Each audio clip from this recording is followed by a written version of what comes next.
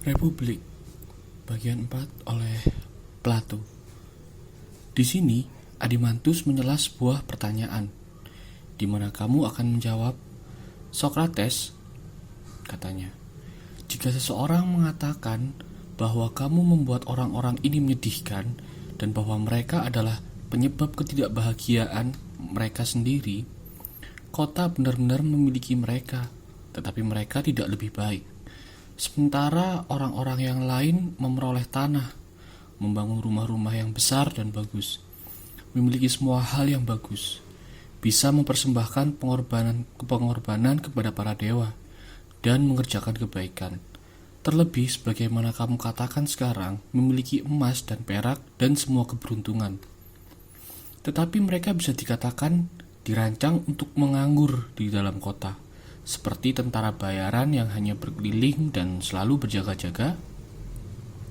Ya, aku berkata, dan kamu mungkin menambahkan bahwa mereka hanya diberi makan dan tidak dibayar selain makanan mereka, seperti orang-orang lain. Sehingga mereka tidak bisa jika mereka ingin melakukan sebuah perjalanan bersenang-senang. Mereka tidak memiliki uang untuk dibelanjakan di perempuan-perempuan atau kemewahan yang lain, yang sebagaimana dunia dianggap sebagai kebahagiaan. Dan banyak celaan dari alamiah yang sama mungkin ditambahkan. Tetapi, ia berkata, biarkan kita menganggap semua ini dimasukkan di dalam tuduhan. Kamu ingin mengetahui aku berkata apa? Aku berkata, apa yang akan menjadi jawabanku? Ya, jika kita melanjutkan di sepanjang jalur yang dulu, aku percaya, aku berkata, kita harus menemukan jawabannya. Dan jawaban kita akan menjadi bahwa bahkan sebagai mereka adanya, para pengawal kita sangat mungkin menjadi orang-orang yang paling berbahagia. Tetapi bahwa tujuan kita di dalam membangun negara bukanlah kebahagiaan dari satu tingkatan yang khusus, tetapi kebahagiaan yang paling besar dari keseluruhan. Kita berpikir bahwa di dalam sebuah negara yang diperintah dengan sebuah pandangan kepada kebaikan, keseluruhan kita harus paling sepertinya untuk menemukan keadilan dan ketidakadilan di dalam negara yang diperintah buruk. Setelah menemukan mereka, kita mungkin kemudian menentukan di mana dari keduanya yang lebih berbahagia. Saat ini aku memahami kita membentuk negara yang berbahagia, bukan potongan makanan atau membuat beberapa warga bahagia, tetapi sebagai keseluruhan. Dan selanjutnya kita akan melanjutkan kepada pandangan dari negara dari macam yang berlawanan. Anggap bahwa kita melukis sebuah patung, dan seseorang mendatangi kita dan berkata, mengapa kalian tidak menempatkan warna yang paling indah di bagian yang paling indah dari badan? Mata seharusnya ungu, tetapi kalian membuatnya hitam. Kepadanya kita mungkin secara adil menjawab, Tuan, kamu pasti tidak akan mendapati kami mengindahkan mata sehingga bukan lagi menjadi mata. Pertimbangkan lebih jika oleh memberikan ini dan kelengkapan-kelengkapan lain sesuai kadar mereka. Kami akan membuat keseluruhannya indah. Dan demikianlah aku katakan kepadamu, jangan memaksa kami untuk memberikan kepada para pengawal kami jenis kebahagiaan yang akan membuat mereka bukan lagi menjadi pengawal. Karena kami juga bisa mengenakan para petani kami di dalam pakaian istana dan memasangkan mahkota-mahkota emas di kepala-kepala mereka dan menawari mereka sampai ke lantai sebanyak yang mereka suka dan sampai tidak mungkin lebih.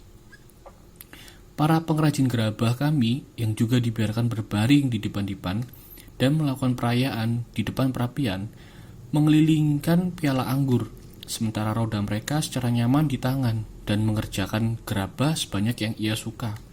Di dalam jalan ini kami mungkin membuat setiap tingkatan berbahagia, dan kemudian, sebagaimana kamu bayangkan, keseluruhan negara akan berbahagia.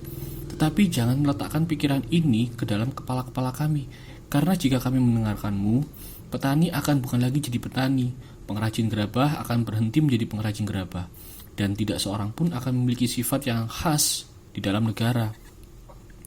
Sekarang, bukan akibat yang besar dari pemburukan masyarakat saat keinginan untuk menjadi sesuatu yang bukan dirimu dibatasi kepada para pembuat sepatu, tetapi ketika para pengawal hukum dan pemerintah hanya penampilan dan bukan pengawal-pengawal sejati. Kemudian lihatlah bagaimana mereka membolak-balikkan negara. Kami mengingini para pengawal kami menjadi para penyelamat yang sejati dan bukan para penghancur negara. Sementara lawan kami memikirkan buruh-buruh di perayaan-perayaan yang menikmati sebuah kehidupan yang meriah dan bukan warga yang mengerjakan tugas mereka kepada negara. Tetapi jika demikian, kami mengingini hal yang berbeda, dan ia membicarakan sesuatu yang bukan sebuah negara. Dan karena itu kami harus menimbangkan, jika di dalam memilih para pengawal kami memandang kebahagiaan yang terbesar dari mereka secara sendiri-sendiri, atau jika ajaran kami bukan hanya berada di dalam negara sebagai keseluruhan, tetapi yang terakhir menjadi kebenaran. Kemudian para pengawal kami dan pasukan tambahan dan semua yang lainnya secara setara dengan mereka harus dipaksa atau dibujuk untuk mengerjakan pekerjaan mereka sendiri di dalam jalan yang paling baik. Dan dengan demikian, seluruh negara akan tumbuh di dalam sebuah pemerintahan yang terhormat dan beberapa tingkatan akan menerima takaran kebahagiaan yang alam berikan kepada mereka. Menurut kamu cukup benar. Aku membayangkan jika kamu akan setuju dengan penandaan lain yang tampak kepadaku. Apa? Pertimbangkan jika ini adalah hal-hal yang memburukkan seni dan juga mengacaukannya. Apakah mereka? Kekayaan, aku berkata, dan kemiskinan. Bagaimana mereka bertindak? Proses tersebut sebagai berikut. Ketika seorang pengrajin gerabah menjadi kaya, apakah menurutmu ia akan tetap mengerjakan seninya? Tentu saja tidak. Ia akan tumbuh lebih lamban dan kurang memperhatikan. Sangat benar. Dan hasilnya ia menjadi pengrajin gerabah yang lebih buruk. Ya secara besar terburuknya. Tetapi di pihak lain, jika ia tidak memiliki uang dan tidak bisa menyediakan peralatan atau perlengkapan untuk seni dirinya, ia akan bekerja secara lebih buruk dan juga memburukan anak-anaknya atau pembantu-pembantunya. Tentu saja, kemudian di bawah pengaruh kemiskinan dan kekayaan, para pekerja dan pekerja mereka sama-sama bisa terburukan. Terbukti. Di sini, sebuah penemuan dari keburukan yang baru, aku berkata, yang harus diawasi oleh para pengawal kita atau mereka akan merayap ke dalam kota kita tanpa terlihat. Keburukan-keburukan apa? Kekayaan dan kemiskinan. Satu adalah orang tua dari kemewahan dan kelambanan, dan yang lainnya kekejaman dan keganasan, dan kedua-duanya dari ketidakpuasan. Benar, ia menjawab. Tetapi aku masih harus mengetahui, Sokrates, bagaimana kota kita yang tidak memiliki kekayaan akan mampu pergi berperang, terutama melawan sesuatu musuh yang kaya dan kuat. Akan sukar, aku menjawab, untuk berperang dengan satu musuh yang demikian, tetapi lebih mudah jika melawan dua. Bagaimana bisa? Ia bertanya. Pertama-tama, aku katakan, jika kita harus bertarung, pihak kita akan menjadi para atlet perang yang melawan pasukan orang kaya. Itu benar. Dan tidakkah kamu menganggap, Adimantus, bahwa satu petinju yang sempurna di dalam seninya akan mudah menandingi dua orang gemuk yang bukan petinju? Sukar jika mereka menandinginya sekaligus. Apa? Tidak, aku berkata. Jika ia mampu mundur dan kemudian kembali lagi dan memukul satu yang pertama datang, dan anggap ia melakukan ini beberapa kali di bawah terik matahari yang membakar, bukankah ia yang ahli mungkin menandingi lebih daripada satu orang yang gemuk? Tentu saja, ia berkata, tidak akan ajaib. Bukankah orang-orang kaya tidak mungkin memiliki keunggulan yang lebih besar di dalam ilmu dan pengerjaan tinju daripada mereka yang memiliki di dalam mutu-mutu ketentaraan? Cukup benar. Kemudian kita mungkin beranggapan bahwa para atlet kita akan mampu bertarung dengan 2 atau 3 kali dari jumlah mereka sendiri. Aku setuju denganmu, ia berkata. Menurutku kamu benar. Dan anggap bahwa sebelum berperang, para warga kita mengirimkan duta kepada 1 dari 2 kota, memberitahukan hal yang sebenarnya. Kami tidak memiliki dan tidak diizinkan memiliki perak dan emas, tetapi kamu mungkin. Kalian karena itu datang dan bantulah kami di dalam perang, dan ambillah barang-barang jarahan dari kota lain. Siapa ketika mendengar kata-kata ini akan memilih melawan anjing-anjing kurus yang sigap daripada dengan anjing-anjing di sisi mereka melawan domba yang gemuk dan lembut. Pertimbangan lagi jika perhimpunan dari semua kekayaan negara-negara lain ke dalam satu bisa memberikan bahaya kepada satu negara miskin. Tetapi betapa sederhananya kamu menggunakan kata negara kepada semuanya kecuali kepada kita sendiri. Apa yang harus kita katakan? Kamu harus membicarakan negara lain secara jamak. Tidak satu pun dari mereka adalah sebuah kota, tetapi banyak kota, sebagaimana mereka katakan di dalam permainan. Karena kota manapun, betapapun kecil, benar-benar terbagi ke dalam dua, kota dari yang kaya dan kota dari yang miskin. Ini berperang satu sama lain, dan di dalam masing-masing mereka ada banyak bagian yang lebih kecil. Dan kamu akan bersalah jika memperlakukan mereka sebagai sebuah negara tunggal. Tetapi jika kamu berniaga dengan mereka sebagai jamak dan memberikan kekayaan atau kekuatan atau orang-orang dari satu kepada yang lain, kamu akan selalu memiliki banyak teman dan bukan musuh. Dan negaramu, sementara pemerintahan bijaksana yang sekarang digambarkan tetap di dalamnya, akan menjadi yang terbesar dari negara-negara. Maksudku bukan di dalam nama baik atau penampilan, tetapi di dalam perbuatan dan kebenaran, walaupun ia memiliki tidak lebih dari 1.000 pembela. Satu negara dari ukuran ini, yaitu yang benar-benar satu, akan sukar kamu temukan di antara Yunani ataupun barbar, walaupun banyak yang tampak sama besar dan beberapa kali lebih besar. Benar katanya. Dan apa, aku berkata, yang akan menjadi batas terbaik untuk para pemimpin kita tetapkan ketika mereka mempertimbangkan ukuran negara dan jumlah wilayah yang mereka akan termasukkan dan yang di luarnya mereka akan tidak pergi. Batasan apa yang kamu ajukan? Aku akan membiarkan negara meningkat bertetapan dengan kesatuan, tidak lebih jauh. Sangat baik, ia berkata. Di sini kemudian aku berkata, perintah yang lain yang akan diarahkan kepada para pengawal kita, biarkan kota kita diperhitungkan tidak besar ataupun kecil, tetapi satu dan mampu mencukupi dirinya sendiri. Dan secara yakin, katanya, ini sebuah perintah mudah untuk mereka. Dan yang lainnya, kataku, yang kita telah bicarakan sebelumnya adalah masih lebih ringan. Maksudku, tugas menurunkan keturunan para pengawal ketika rendah dan mengangkat ke dalam peringkat para pengawal keturunan dari tingkatan-tingkatan yang lebih rendah ketika unggul secara alamiah. Tujuannya adalah supaya para warga secara umum masing-masing diri harus diletakkan ke dalam manfaat yang alam anugerahkan kepada mereka. Seseorang kepada satu pekerjaan, kemudian setiap orang akan melakukan urusannya sendiri dan menjadi satu dan bukan banyak. Sehingga keseluruhan kota akan menjadi satu dan bukan banyak. Ya, ia berkata, ini bahkan lebih ringan. Hal-hal ini Adimantus yang baik, bukanlah sebagaimana mungkin dianggap sejumlah ajaran-ajaran yang besar dan sukar yang kita limpahkan kepada mereka, tetapi mereka semuanya mudah menugaskan mereka mengawal satu hal besar. Atau biarkan kita tidak menyebut besar tetapi mencukupi. Apa? Ya, bertanya. Pendidikan, aku berkata, dan pengasuhan. Jika warga kita terdidik secara baik dan tumbuh menjadi orang-orang yang waras, mereka akan secara mudah melihat jalan mereka melalui semua ini.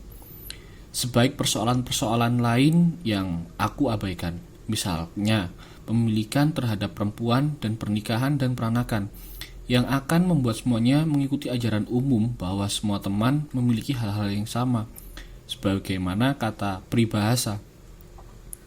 Itu akan menjadi jalan yang paling baik.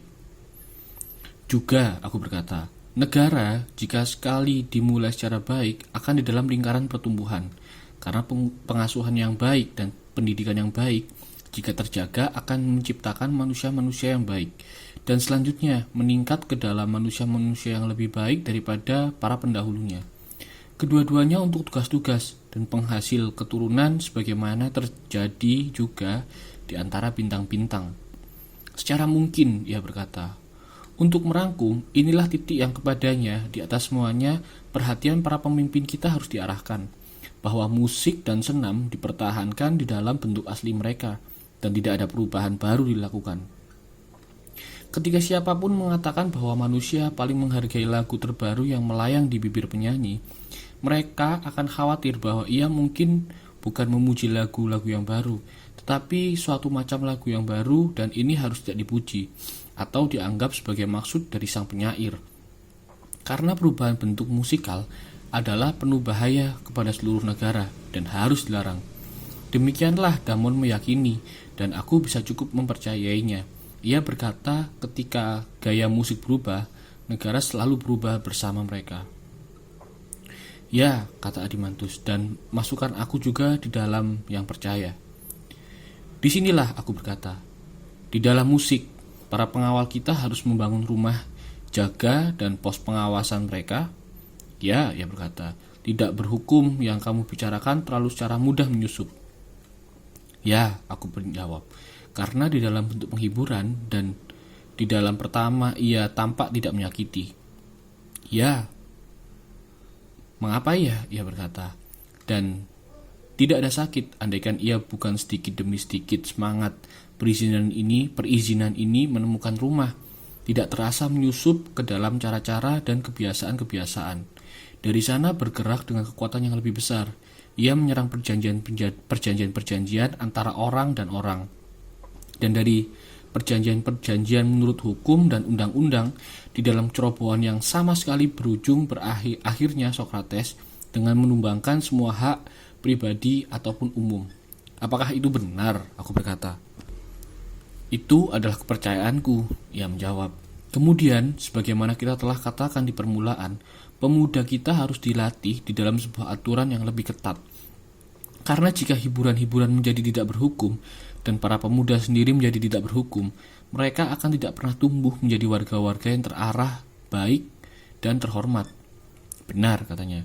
Dan ketika mereka telah membuat sebuah permulaan yang baik di dalam permainan, dan oleh pertolongan musik telah meraih kebiasaan dari aturan baik, kemudian kebiasaan dari aturan ini di dalam sebuah cara yang berlawanan dengan permainan yang tidak berhukum akan menemani mereka di dalam semua tindakan mereka dan menjadi ajaran bertumbuh untuk mereka dan mengembalikan dan mendirikan kembali apapun yang tumbuh di dalam negara dari macam yang lain.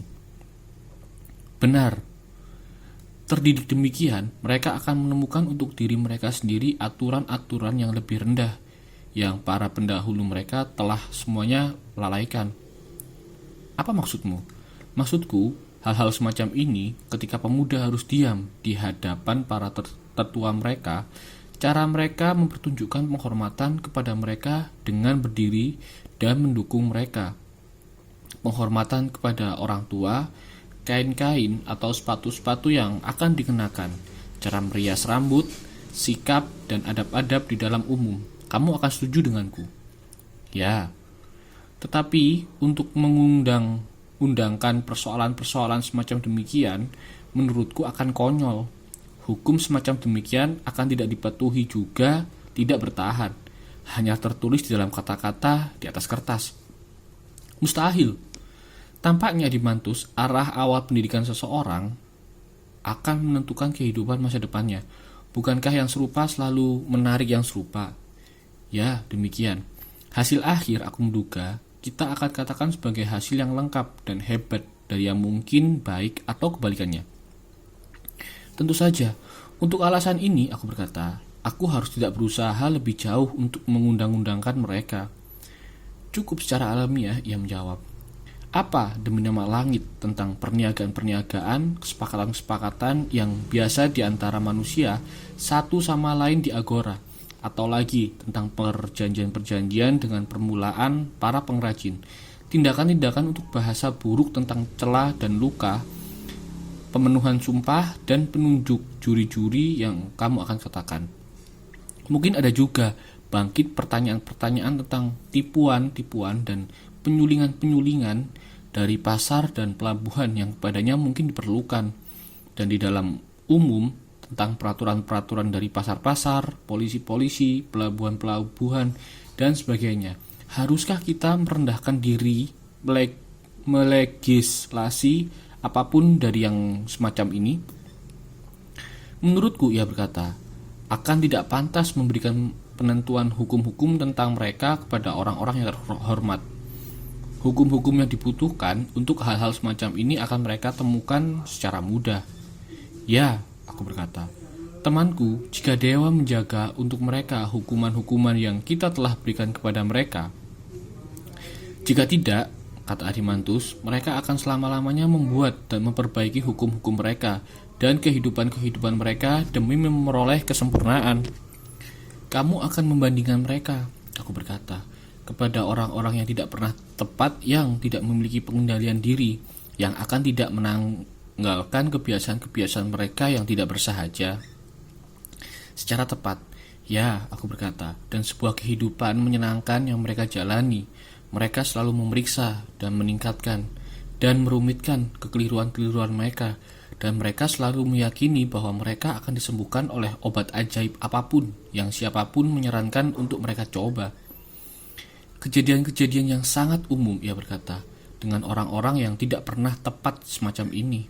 Ya, aku menjawab, dan yang paling memukau adalah bahwa mereka menganggap sebagai musuh yang paling buruk ia yang memberitahukan kebenaran kepada mereka, bahwa kecuali mereka berhenti makan dan minum, dan bermain perempuan, dan berleha-leha, tidak ada obat, juga tidak ada pembedahan, juga tidak ada jimat, juga tidak ada ramuan lain yang akan mujarab. Memukau, ia menjawab. Aku melihat tidak ada apapun yang memukau di dalam marah seorang yang memberitahukan kebenaran.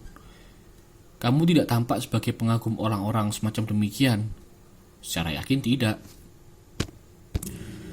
Juga tidak jika sebuah negara, sebagaimana baru saja kita katakan, bertindak seperti orang-orang yang aku baru saja gambarkan.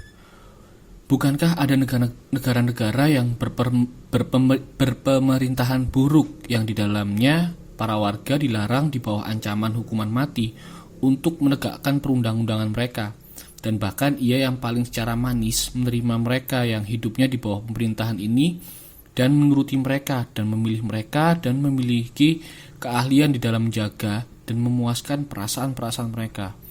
Ia akan dianggap sebagai orang baik yang bijaksana di dalam hal-hal penting, seorang negarawan yang besar. Ya, ia berkata, negara-negara tersebut, seburuk orang-orang tersebut, aku sangat jauh dari memuji mereka. Tetapi apakah kamu tidak mengagumi, aku berkata, ketenangan dan kelihayan dari para pelaku korupsi politik ini? Ya, katanya, aku melakukan, tetapi bukan semua mereka. Ada beberapa yang berdelusi dan mempercayai bahwa mereka benar-benar negarawan karena tepuk tangan orang banyak, dan ini tidak terlalu untuk dikagumi. Dan yang ditemukan di dalam anak-anak dan para perempuan, budak, orang merdeka, pengrajin, pemimpin, rakyat maksudku, dari setiap orang melakukan pekerjaan sendiri dan bukan menjadi seorang yang sibuk. Tentu saja, ia menjawab, akan ada kesukaran di dalam mengatakan yang mana. Kemudian kekuatan setiap orang di dalam negara untuk melakukan pekerjaannya sendiri tampak bertanding dengan kebaikan-kebaikan politik yang lain, kebijaksanaan, kesahajaan, dan keberanian. Ya, katanya. Dan bukankah keadilan adalah nama yang akan kamu berikan kepada ajaran yang menang dari semua ini sebagai penyebab kebaikan negara? Secara tepat, biarkan kita melihat kepada pertanyaan tersebut dari titik pandang yang lain. Bukankah para pemimpin di dalam negara adalah mereka yang akan dipercayai urusan menentukan kesesuaian di hukum? Tentu saja. Dan kesesuaian menentukan di lahan apapun kecuali seseorang mungkin tidak mengambil milik orang lain, juga tidak terhalau dari apa yang adalah miliknya sendiri. Ya, itu adalah ajaran mereka, yang adalah sebuah ajaran yang adil. Ya. Sekarang pikirkanlah dan katakan jika kamu setuju denganku ataukah tidak. Anggapan bahwa seorang tukang kayu memiliki urusan dari tukang sepatu, atau seorang tukang sepatu dari tukang kayu, dan anggap mereka menukarkan peralatan-peralatan mereka atau tugas-tugas mereka, atau orang yang sama melakukan pekerjaan dari kedua-duanya, atau apapun perubahannya. Apakah menurutmu sesuai sakit yang besar akan dihasilkan kepada negara? Tidak besar. Tetapi ketika tukang sepatu atau orang lain yang alam rancang untuk menjadi pedagang, jantungnya terangkat oleh harta atau kekuatan atau jumlah pengikutnya atau keuntungan lain manapun yang serupa, berusaha memaksakan jalan ke dalam tingkatan para tentara, atau seorang tentara ke dalam para pelegislasi dan para pengawal yang tidak sesuai untuknya, dan akan mengambil peralatan-peralatan atau tugas-tugas dari yang lain. Atau ketika seseorang adalah pedagang, pelegislasi, dan tentara semuanya sekaligus. Kemudian menurutku, kamu akan setuju denganku di dalam mengatakan bahwa saling tukar dan mencampurkan satu dengan yang lainnya ini adalah kehancuran negara. Benar. Melihat kemudian aku berkata bahwa ada 3 tingkatan yang berbeda. Pencampuran apapun dari satu dengan yang lain atau perubahan dari satu ke dalam yang lain adalah sakit yang paling besar kepada negara, dan mungkin menjadi paling syarat adil dianggap sebagai tindakan buruk secara tepat, dan derajat yang paling besar dari tindakan buruk kepada kota atau seseorang akan dianggap olehmu sebagai ketidakadilan. Tentu saja, inilah ketidakadilan. Dan di lain pihak, ketika pedagang, tentara, pembantu, dan pengawal masing-masing melakukan urusan mereka sendiri, itulah keadilan dan membuat kota adil. Aku setuju denganmu. Kita akan tidak, aku berkata, terlalu mengukuhkan. Tetapi jika di dalam pengujian gambaran keadilan ini dibuktikan di dalam pribadi yang sebagaimana di dalam negara, akan tidak ada lagi ruang untuk keraguan. Tetapi jika tidak terbukti, kita harus melakukan sebuah pencarian baru. Pertama-tama biarkan kita melengkapi penyelidikan yang lama, yang kita mulai, sebagaimana kamu ingat, di bawah kesan bahwa jika kita bisa sebelumnya menjelaskan keadilan di derajat yang lebih besar, akan ada lebih sedikit kesukaran di dalam melihatnya di dalam pribadi. Contoh yang lebih besar tersebut adalah negara, dan secara sesuai kita membangun satu sebaik yang kita bisa, mengetahui bahwa di dalam negara yang baik keadilan akan ditemukan. Biarkan penemuan yang kita buat tersebut sekarang diterapkan kepada pribadi. Jika mereka sesuai, kita harus puas. Atau jika ada perbedaan di dalam pribadi tersebut, kita akan kembali kepada negara dan mencoba cara lain. Pecahan dari 2 ketika direkatkan bersama-sama mungkin saja mengenai cahaya yang di dalamnya keadilan akan bersinar. Dan penglihatan tersebut yang mungkin terungkap kita akan lekat di jiwa-jiwa kita. Itu tampak sebagai cara yang baik. Biarkan kita melakukan seperti yang kamu katakan. Aku melanjutkan dengan menanyakan, ketika 2 hal yang lebih besar dan yang lebih kecil disebut dengan nama yang sama, apakah mereka serupa atau tidak serupa sejauh mereka disebut sebagai sama? Serupa, ia menjawab. Orang adil kemudian, jika kita menghargai pemikiran dari keadilan saja, akan serupakah dengan negara yang adil? Ia akan demikian. Dan sebuah negara dianggap oleh kita sebagai adil ketika 3 tindakan di dalam negara tersebut melakukan urusan mereka sendiri, juga dianggap sebagai bersahaja dan pemberani oleh alasan dari perhatian-perhatian dan mutu-mutu yang lain dari tingkatan-tingkatan yang sama. Benar, ia menjawab. Dan demikian juga pribadi, kita mungkin menganggap bahwa ia memiliki di dalam jiwanya 3 ajaran yang sama dengan yang ditemukan di dalam negara, dan ia mungkin digambarkan di dalam bentuk-bentuk yang sama karena ia terpengaruh di dalam cara yang sama. Tentu saja, sekali lagi kemudian, wahai temanku, kita hinggap di sebuah pertanyaan yang mudah. Apakah jiwa memiliki 3 ajaran ini, ataukah tidak? Sebuah pertanyaan yang mudah, Sokrates. Peribahasa meyakini bahwa yang sukar adalah yang baik. Sangat benar, aku berkata. Dan menurut pendapatku, Glaucon, cara yang kita kerjakan sama sekali tidak memadai untuk penyelesaian pertanyaan ini. Cara yang benar adalah lain dan satu yang lebih panjang, tetapi kita mungkin tiba di penyelesaian sebuah di bawah derajat dari pencarian kita yang sebelumnya. Mungkin kita tidak puas dengan itu, ia berkata. Di bawah keadaan-keadaan yang sekarang, aku cukup puas. Aku juga, aku menjawab, harus sangat secara baik terpuaskan.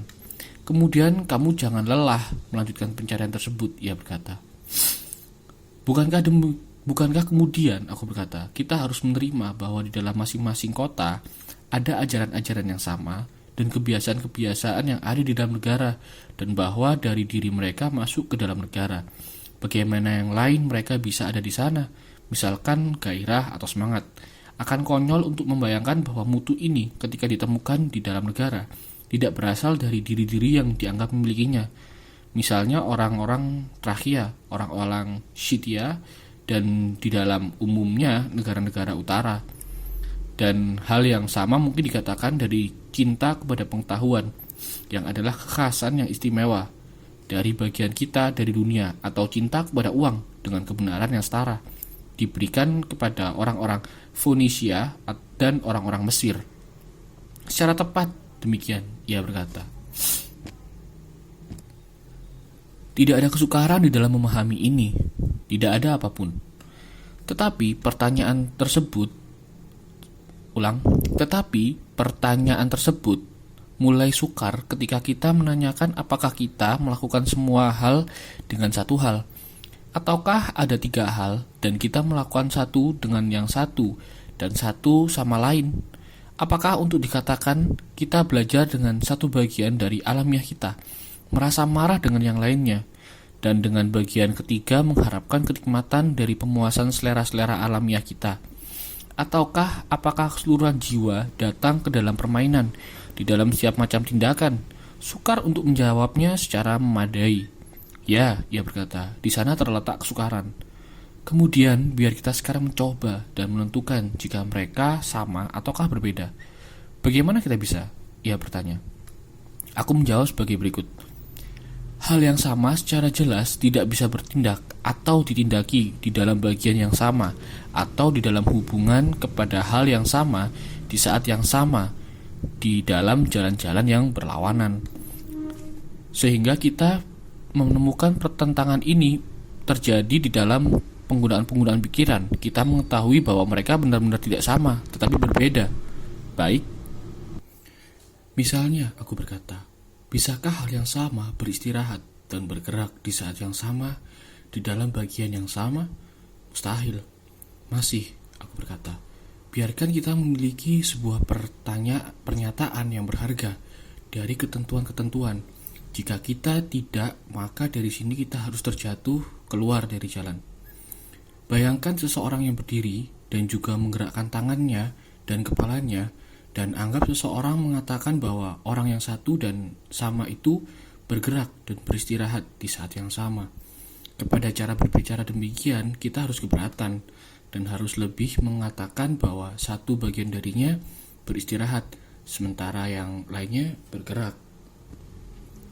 Benar, dan anggap orang yang menolak tersebut masih melanjutkannya dan mengeluarkan pembeda yang manis bahwa bukan hanya bagian-bagian puncak, tetapi keseluruhan puncak ketika mereka berputar dengan pasak-pasak mereka terpasang di titik tersebut adalah beristirahat dan bergerak di saat yang sama. Dan ia mungkin mengatakan hal yang sama kepada apapun yang berputar di dalam titik yang sama. Penolakannya akan tidak diterima oleh kita, karena hal-hal tersebut bukanlah beristirahat dan bergerak di saat yang sama di dalam bagian-bagian yang sama dari diri mereka sendiri. Kita harus lebih mengatakan bahwa mereka memiliki kedua-duanya, sebuah sumbu dan sebuah bundaran, dan bahwa sumbunya berdiri diam untuk tidak ada penyimpangan dari garis tegak lurus, dan bahwa bundarannya berputar. Tetapi jika sementara berputar, sumbu cenderung ke kanan atau kiri, maju atau mundur, kemudian tidak di dalam titik pandang manapun mereka beristirahat. Itu adalah cara yang benar menggambarkan mereka, ia menjawab. Kemudian tidak satu pun dari penolakan-penolakan ini akan membuat kita bingung atau memengaruhi kita untuk mempercayai bahwa hal yang sama, di saat yang sama, di dalam bagian yang sama, atau di dalam hubungan kepada hal yang sama, bisa bertindak atau ditindaki di dalam jalan-jalan yang berlawanan. Tentu saja tidak menurutku. Walaupun demikian, aku berkata, supaya kita mungkin tidak terpaksa menjelaskan semua penolakan-penolakan yang demikian dan membuktikan secara panjang bahwa mereka tidak benar, biarkan kita menganggap absurditas mereka dan maju di pemahaman bahwa sejak sekarang, jika anggapan ini berubah menjadi tidak benar, semua akibat yang mengikuti harus dibuang. Ya, ia berkata, itu akan menjadi jalan yang terbaik.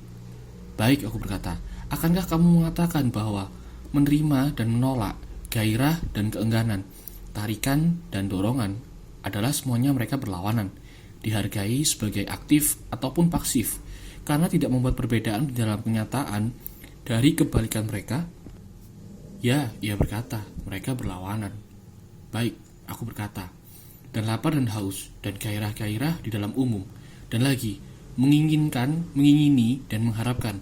Semua ini kamu akan bawa kepada tingkatan-tingkatan yang baru saja disebutkan. Kamu akan mengatakan, bukankah kamu akan mengatakan bahwa jiwa ia yang mengharapkan mencari hal yang dituju oleh gairah-gairahnya, atau bahwa ia menarik kepada dirinya sendiri hal yang ia harapkan untuk dimiliki, atau lagi ketika seseorang mengingini apapun untuk diberikan kepadanya, pikirannya menunggu pernyataan dari gairah-gairahnya, mengisyaratkan harapannya untuk memilikinya dengan sebuah anggukan penerimaan, sebagaimana jika ia diberikan sebuah pertanyaan, benar. Dan apakah kamu akan katakan kepada keengganan dan ketidaksukaan dan ketidakhadiran gairah, bukankah ini harus diletakkan di bawah penolakan jiwa dan perlawanan darinya sendiri? Dan secara umum ke dalam tingkatan yang berlawanan dari semua yang sebelumnya. Tentu saja, menerima ini sebagai benar dari gairah secara umum, biarkan kita menganggap sebuah tingkatan yang khusus dari gairah-gairah, kita akan memiliki lapar dan haus, sebagai mereka dinamakan yang adalah paling jelas dari mereka. Biarkan kita mengambil tingkatan itu, ia berkata. Hal yang dikerjai oleh yang satu adalah makanan, dan yang lainnya adalah minuman, ya. Dan di sini datang titik tersebut. Bukankah haus gairah yang jiwa harus minum? Bukankah haus gairah yang jiwa harus minum dan kepada minuman saja, bukan kepada minuman yang diisyaratkan oleh apapun yang lain, misalnya hangat atau dingin, atau banyak atau sedikit, atau di dalam satu kata lain, minum dari apapun macam yang khusus. Tetapi jika panas menemani haus, kemudian gairah adalah minuman dingin, atau jika ditemani oleh dingin, kemudian minuman hangat, atau jika haus berlebihan, kemudian minuman yang diingini akan menjadi berlebihan, atau jika tidak besar, jumlah minuman akan juga kecil, tetapi haus yang murni dan sederhana akan mengingini minuman yang murni dan sederhana, yang adalah pemuasan alamiah dari haus, sebagaimana makanan dari yang lapar. Ya, ia berkata, gairah yang sederhana adalah sebagaimana kamu katakan, selalu dari hal yang sederhana, dan gairah yang bersyarat, hal yang bersyarat. Tetapi di sini sebuah kebingungan mungkin bangkit. Aku harus berharap mengawal melawan-lawan, memulai dan mengatakan bahwa tidak ada orang yang mengingini minuman saja, tetapi minuman yang baik, atau makanan saja, tetapi makanan yang baik, karena kebaikan adalah hal umum dari gairah, dan haus sebagai gairah akan secara perlu menjadi haus kepada minuman yang baik, dan sama benar kepada setiap gairah yang lain. Ya, ia menjawab, lawan mungkin memiliki sesuatu untuk dikatakan. Tetapi aku perlu mengingatkanmu, kataku, bahwa beberapa hal dari hal-hal yang relatif memiliki sebuah mutu yang terpasang kepada masing-masing macam-macam dari relasi, yang lainnya sederhana dan memiliki korelasi yang sederhana. Aku tidak mengerti. Baik, kamu mengerti bahwa lebih besar adalah lebih besar dari sesuatu. Tentu saja, bukankah daripada lebih kecil? Ya, dan jauh lebih besar kepada jauh lebih kecil? Ya. Dan yang kadang-kadang lebih besar kepada yang kadang-kadang lebih kecil, dan yang lebih besar akan menjadi kepada yang lebih kecil. Itu menjadikan demikian? Tentu saja. Dan demikianlah lebih dan kurang, dan dari bentuk-bentuk korelasi yang lain, semacam yang ganda dan yang setengah, atau lagi yang lebih besar, berat, atau yang lebih kecil, yang lebih lincah dan yang lebih lambat, dan dari panas dan dingin, dan dari relatif-relatif manapun yang lain. Bukankah ini benar dari semuanya mereka? Ya. Dan bukankah ajaran yang sama diberlakukan di dalam ilmu? Hal yang dikerjakan oleh ilmu adalah pengetahuan, menganggap bahwa ia menjadi pengertian yang benar, tetapi hal yang dikerjakan oleh ilmu yang khusus adalah macam pengetahuan yang khusus. Maksudku, Misalnya, ilmu membangun rumah adalah suatu pengetahuan yang tertentu dan berbeda dari yang lain, dan karena itu disebut sebagai arsitektur. Tentu saja, karena ia memiliki sebuah mutu yang khusus yang tidak dimiliki oleh orang lain, ya. Dan ia memiliki mutu khusus ini karena ia memiliki hal khusus yang dikerjakan. Ini adalah benar kepada semua seni dan ilmu yang lain, ya. Sekarang, kemudian, jika aku telah membuat diriku jelas, kamu akan mengerti maksudku yang asli di dalam apa yang aku katakan tentang relatif-relatif. Maksudku adalah bahwa jika satu macam dari sebuah relasi diambil sendiri, yang lainnya diambil sendiri. Jika satu macam adalah bersyarat, yang lainnya juga bersyarat. Aku tidak bermaksud mengatakan bahwa relatif-relatif mungkin tidak berbeda, atau bahwa ilmu kesehatan adalah sehat, atau penyakit secara perlu sakit, atau bahwa ilmu dari kebaikan dan keburukan adalah karena itu baik dan buruk. Ketika bentuk ilmu tidak lagi diturunkan secara mutlak, tetapi memiliki sebuah hal yang khusus yang dikerjakannya, misalnya alamiah kesehatan dan penyakit, ia menjadi tertentu, dan dari sini disebut sebagai bukan hanya ilmu, tapi ilmu perobatan. Aku cukup mengerti, dan aku setuju denganmu. Kembali kepada haus kemudian, aku berkata, bukankah kamu akan mengatakan bahwa haus adalah satu dari bentuk-bentuk dasar relatif ini, memiliki sebuah hubungan yang jelas? Ya, haus relatif pada minuman, dan sesuatu macam tertentu dari haus adalah relatif kepada suatu macam yang minuman tertentu. Tetapi haus diambil sendiri, bukan banyak ataupun sedikit, juga bukan baik, juga bukan buruk, tetapi bukan suatu macam tertentu apapun dari minuman, tetapi minuman saja, tentu saja. Kemudian jiwa dari seseorang yang haus, sejauh ia haus, mengingini minuman saja. Untuk ini ia berusaha dan mencoba merolehnya. Jelas.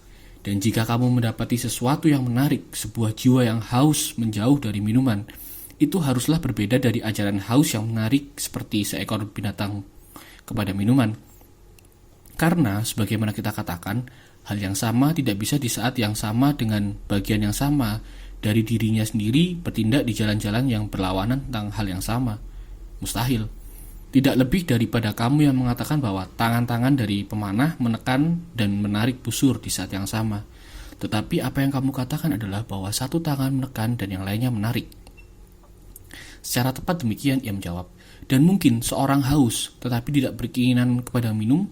Ya, ia berkata, sering terjadi. Dan di dalam sebuah macam kejadian demikian, apa yang seorang akan katakan? Bukankah kamu akan berkata bahwa sesuatu di dalam jiwa meminta seseorang untuk minum, dan sesuatu yang lain melarangnya? Yang lain tersebut lebih kuat daripada ajaran yang memintanya? Aku harus demikian, dan ajaran yang melarang tersebut adalah berasal dari alasan, dan yang meminta dan menarik datang dari gairah dan penyakit. Secara jelas. Kemudian kita mungkin secara adil beranggapan bahwa mereka adalah dua, dan bahwa mereka berbeda satu sama lain. Satu yang dengan manusia beralasan, kita mungkin sebut sebagai ajaran beralasan dari jiwa. Yang lainnya, yang dengannya ia mencintai dan lapar dan haus dan merasakan denyutan dari gairah manapun yang lain, mungkin disebut sebagai tidak beralasan atau bernafsu, sekutu dari kenikmatan-kenikmatan dan kepuasan-kepuasan yang bermacam-macam. Bukan tanpa alasan, ia berkata, untuk kita berpikir demikian. Kemudian biarkan kita akhirnya menentukan bahwa ada dua ajaran di dalam jiwa, dan bagaimana kepada tumos atau semangat, apakah ia yang ketiga ataukah berhubungan kepada satu dari yang terdahulu? Ya, ia berkata, mungkin secara adil menganggap mereka sebagai berbeda. Baik, aku berkata, ada sebuah kisah yang aku ingat aku telah dengarkan, dan yang di dalamnya aku meletakkan kepercayaan. Kisah tersebut adalah bahwa Leontus, anak dari Aglalon datang suatu hari dari Pereus di bawah tembok utara di luar, mengamati dari jauh beberapa mayat terbaring di tanah di tempat penghukuman. Ia merasakan sebuah gairah untuk melihat mereka dan juga perasaan enggan dan takut kepada mereka. Untuk beberapa lama ia berjuang dan menutup matanya, tetapi akhirnya gairah tersebut menjadi lebih baik dari ia dan memaksa matanya membuka. Ia berlari kepada mayat-mayat tersebut berkata, lihatlah kalian durjana, ambil isian kalian dari pemandangan indah tersebut. Aku sendiri telah mendengar kisah tersebut, ia berkata. Pesan dari kisah itu adalah kemarahan di suatu waktu berperang dengan gairah, seolah-olah mereka adalah dua hal yang berbeda. Ya, itulah maknanya, katanya. Dan bukankah ada banyak kejadian lain yang di dalamnya kita mengamati bahwa ketika gairah seseorang secara keras menandingi alasannya, ia mencaci dirinya sendiri dan marah kepada kekerasan di dalam dirinya, dan bahwa di dalam pergumulan ini, yang seperti pergumulan fiksi-fiksi di dalam sebuah negara, semangatnya di sisi alasannya, tetapi untuk bagian yang berhasrat atau bersemangat, mengambil bagian dengan gairah-gairah ketika alasan yang ia harus tidak lawan adalah suatu macam hal yang aku harus percaya bahwa kamu tidak pernah mengamati di dalam dirimu sendiri, juga tidak sebagaimana aku harus membayangkan di dalam siapapun yang lain. Tentu saja tidak. Anggap bahwa seorang berpikir ia telah melakukan suatu kesalahan kepada orang lain. Semakin ia terhormat, semakin kurang mampu ia marah kepada penderita, semacam lapar atau dingin, atau sakit, atau apapun yang lain yang orang terluka tersebut jatuhkan kepadanya. Benar, ia berkata. Tetapi ketika ia berpikir bahwa telah dilakukan kesalahan kepada dirinya, kemudian ia mendidih dan panas dan adalah di sisi dari apa yang ia percayai sebagai keadilan, dan juga karena ia menderita lapar atau dingin atau sakit yang lain, ia lebih menentukan untuk berjuang dan menaklukkan. Semangatnya yang terhormat akan tidak padam sampai ia membantai atau terbantai, atau sampai ia mendengar suara sang penggembala, yaitu alasan meminta anjingnya supaya tidak lagi menggonggong. Penggambaran tersebut sempurna, ia menjawab. Dan di dalam negara kita, bagaimanapun kita katakan, pasukan pembantu adalah para anjing, dan mendengarkan suara pemimpin adalah para penggembala mereka. Aku melihat, aku berkata, bahwa kamu cukup memahamiku, tetapi apakah kamu juga melihat titik ini? Titik apa? Kamu ingat bahwa hasrat atau semangat tampak dipandang pertama sebagai macam gairah, tetapi sekarang kita harus mengatakan cukup berlawanan, karena di dalam pertentangan jiwa semakin bergabung di sisi dari ajaran yang beralasan, paling secara yakin. Tetapi pertanyaan yang lebih jauh bangkit, apakah hasrat juga berbeda dari alasan, ataukah hanya semacam alasan yang di dalam kejadian yang terakhir, bukan 3 ajaran di dalam jiwa, hanya akan ada 2, yang beralasan dan yang berhasrat, atau lebih, sebagaimana negara tersusun dari 3 tingkatan, para pedagang, pasukan pembantu, para penasehat, sehingga tidak ada di dalam jiwa pribadi bagian ketiga, yang ada adalah hasrat atau semangat. Dan ketika tidak terkorupsi oleh pendidikan buruk adalah pasukan pembantu alamiah kepada alasan. Ya, ia berkata, harus ada yang ketiga. Ya, aku menjawab, jika hasrat yang telah dipertunjukkan sebagai berbeda dari gairah, terubah juga menjadi berbeda dari alasan. Tetapi itu secara mudah dibuktikan. Kita mungkin mengamati bahkan di dalam anak-anak bahwa mereka penuh oleh semangat hampir sejak saat mereka lahir. Beberapa dari mereka tampak memperoleh penggunaan alasan, dan paling banyak dari mereka cukup terlambat. Sangat baik, aku berkata. Dan kamu mungkin melihat hasrat secara setara di dalam binatang-binatang, yang adalah sebuah bukti yang lebih lanjut dari apa yang kamu katakan. Dan kita mungkin sekali lagi meminta bantuan dari Homer, yang juga telah dikutip oleh kita. Ia memukuli dadanya, dan dengan demikian memarahi jiwanya. Karena di dalam ayat ini, Homer telah secara jelas menganggap bahwa di dalam diri kita kekuatan alasan tentang apa yang lebih baik dan lebih buruk sebagai berbeda dari kemarahan tidak beralasan yang dimarahi olehnya. Sangat benar, ia berkata.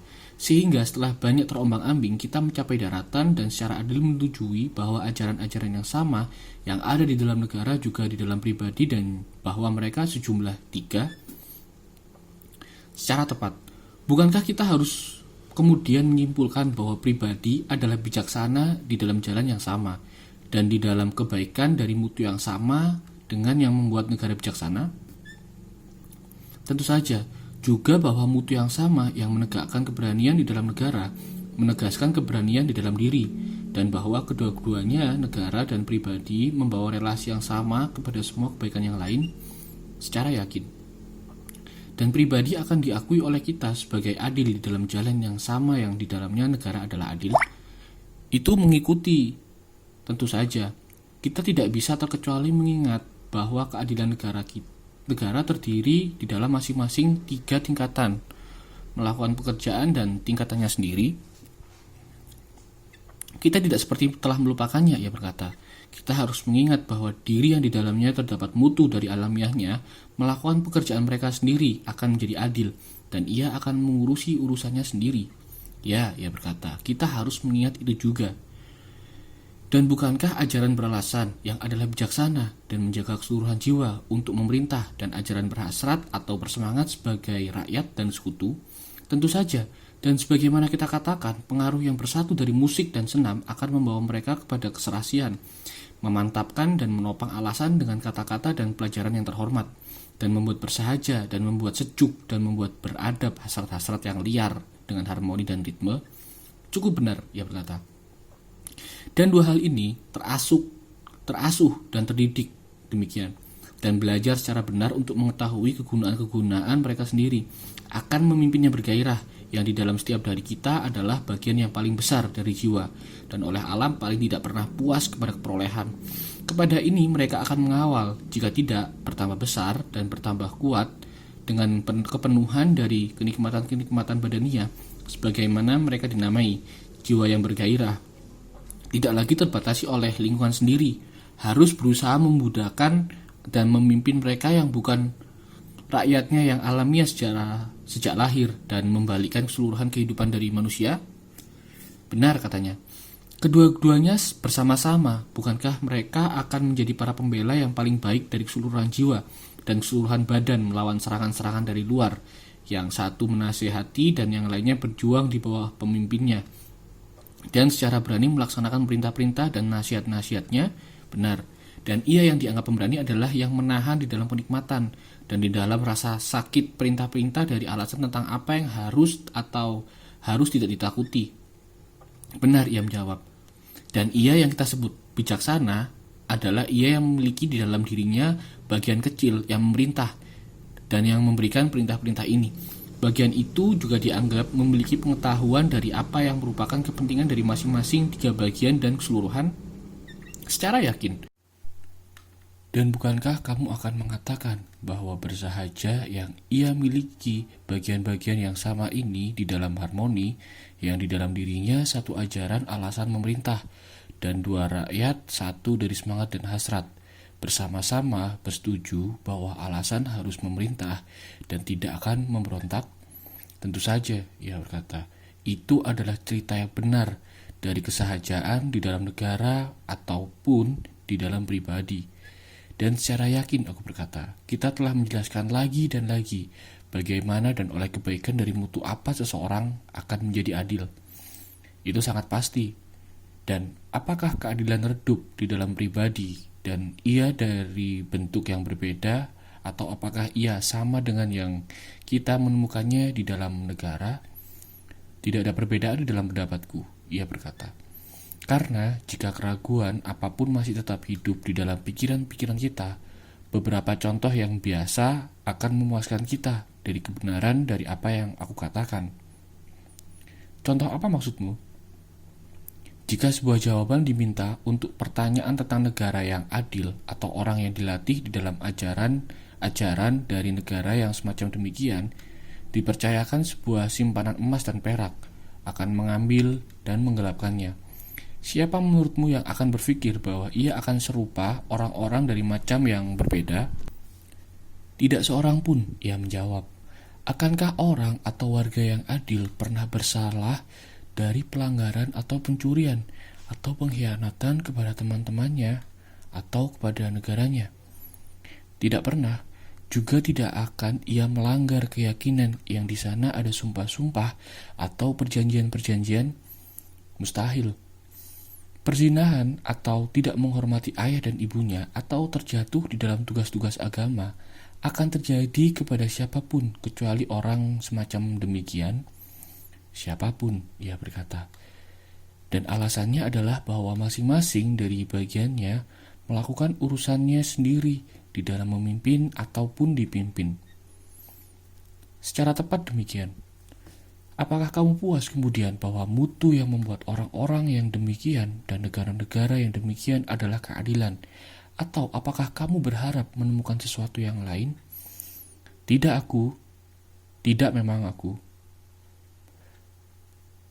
Telah selesai. Kemudian mimpi kita dan sempurna. Telah selesai.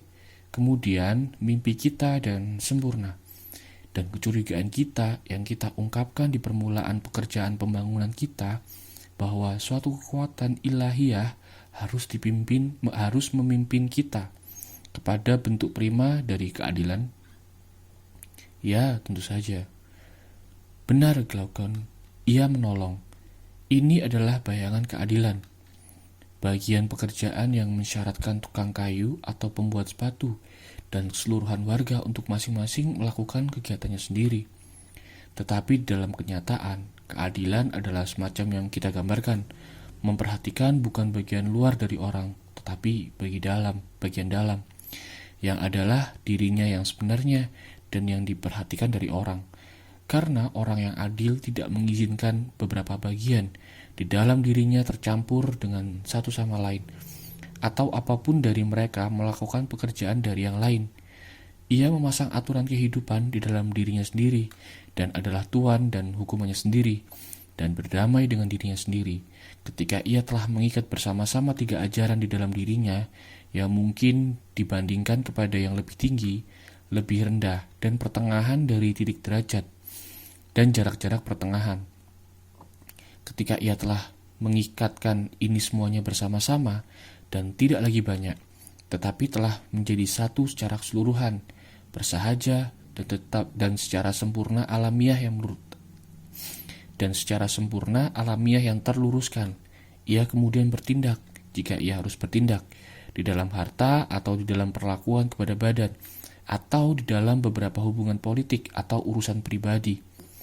Ia selalu berpikir dan mengingat hal yang menjaga dan bekerja sama dengan keadilan yang berharmoni ini, tindakan yang adil dan baik, dan pengetahuan yang memimpinnya, kebijaksanaan yang menyebabkan keadaan semacam demikian, dan mempercayai dan menamai tindakan tidak adil sebagai yang merusak konstitusi ruhaniah ini, dan kejahilan yang kasar sebagai pendapat yang membaliknya. Kamu telah mengatakan kebenaran yang tepat, Socrates. Sangat baik. Dan jika kita hendak memastikan bahwa kita telah menemukan orang yang adil dan negara yang adil dan alamiah keadilan di dalam masing-masing mereka, kita harus tidak mengatakan sebuah kesalahan paling secara pasti. Mungkinkah kita mengatakan demikian kemudian? Biarkan kita mengatakan demikian. Dan sekarang aku berkata, ketidakadilan telah ditemukan secara jelas. Bukankah harus ketidakadilan menjadi perselisihan yang bangkit dari 3 ajaran? Mencampur urusan lain dan campur tangan, dan bangkit dari sebuah bagian dari jiwa melawan keseluruhan, penuntutan dari pihak berwenang yang tidak berhukum, yang dibuat oleh rakyat pemberontak melawan pangeran yang sejati, yang kepadanya ia adalah pengikut alamiah. Apa semua kebingungan dan delusi ini, tetapi ketidakadilan dan ketidakbersahajaan dan kepengecutan dan kejahilan dan setiap bentuk keburukan? Secara tepat demikian, ia menjawab. Dan jika alamiah keadilan dan ketidakadilan terketahui, kemudian arti dari bertindak secara tidak adil dan tidak menjadi adil, atau lagi dari bertindak secara adil akan juga menjadi secara sempurna jelas? Apa maksudmu? Ia berkata. Mengapa? Aku berkata. Mereka seperti penyakit dan kesehatan, berada di dalam jiwa juga. Penyakit dan kesehatan adalah di dalam badan. Bagaimana demikian? Ia berkata. Mengapa? Aku berkata. Hal yang sehat menyebabkan sehat, dan yang tidak sehat menyebabkan penyakit. Ya, dan tindakan-tindakan yang adil menyebabkan keadilan, dan tindakan-tindakan yang tidak adil menyebabkan ketidakadilan. Itu pasti. Dan penciptaan kesehatan adalah pendirian perintah alamiah dan pemerintah dari satu oleh yang lain di dalam bagian-bagian dari badan. Dan penciptaan penyakit adalah penghasilan sebuah keadaan dari hal yang berlainan dengan perintah alamiah. Benar, dan bukanlah penciptaan keadilan pendiri dari perintah alamiah dan pemerintahan dari satu oleh yang lainnya di dalam bagian dari jiwa. Dan penciptaan ketidakadilan penghasilan sebuah keadaan di hal-hal yang berlainan dengan perintah alamiah. Secara tepat demikian. Kemudian kebaikan adalah kesehatan dan keindahan dan keadaan baik dari jiwa, dan keburukan penyakit-penyakit dan kelemahan dari peruntuhan dari yang sama. Benar, dan bukankah pengerjaan-pengerjaan yang baik menuntun kepada kebaikan, dan pengerjaan-pengerjaan yang buruk kepada keburukan? secara yakin. Sekarang tersisa untuk kita menjawab, yang manakah yang lebih menguntungkan, menjadi adil dan bertindak secara adil dan mengerjakan kebaikan, terlihat ataupun tidak terlihat dari para dewa dan manusia, atau menjadi tidak adil dan bertindak secara tidak adil, jika saja tidak dihukum dan tidak terubah? Di dalam penilaianku, Sokrates, pertanyaan tersebut sekarang menjadi konyol. Kita mengetahui bahwa konstitusi badannya hilang, hidup tidak lagi bisa tahan, walaupun dimanjakan dengan semua macam daging dan minuman, dan memiliki semua kekayaan dan semua kekuatan.